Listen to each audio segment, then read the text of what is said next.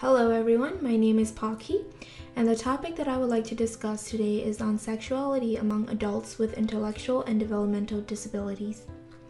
So what constitutes as developmental disabilities?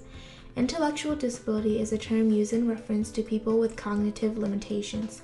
According to the American Association on Intellectual and Developmental Disabilities, an intellectual disability originates before 18 years old and is characterized by significant limitations in intellectual functioning such as reasoning, learning, and problem solving.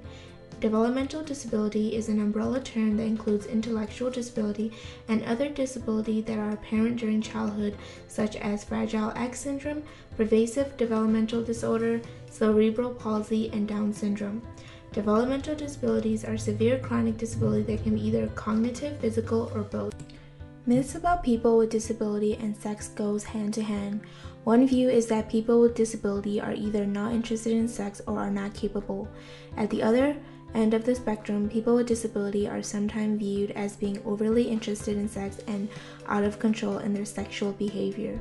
Accurate information, free of stereotypical perception, must be available to each person who is disabled so he or she can develop a healthy view of who he or she is as a sexual being. This is true for people with acquired as well as lifelong disability.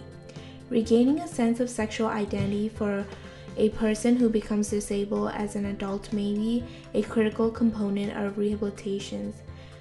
Individuals with intellectual disability experience difficulty in interpreting behavioral cues within their social environments.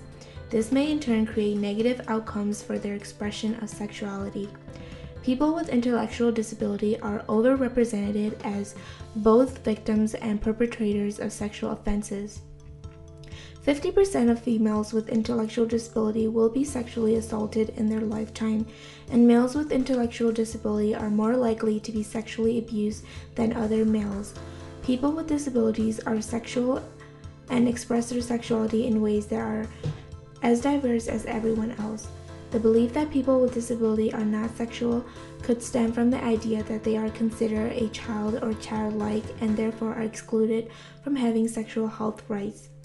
People with disability have the right to make decisions about becoming parents. Having a child is considered by many an important event in one's life and a right, yet many do not believe it applies to people with disabilities and their reproductive health.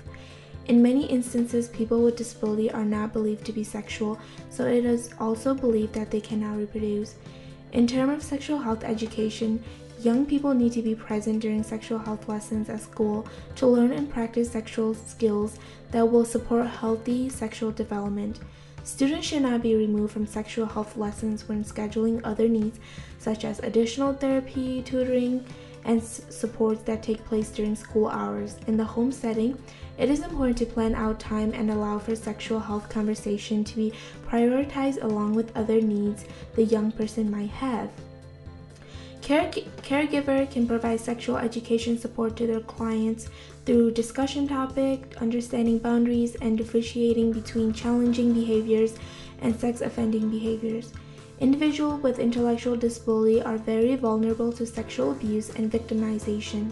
They may not fully understand how to express their sexuality in socially acceptable ways, and their consent for sexual activity may not be well informed. Those who are duly diagnosed with a psychiatric disorder are even more vulnerable. Their behavior may be directly related to a psychiatric disorder and may indicate an escalating mental health crisis.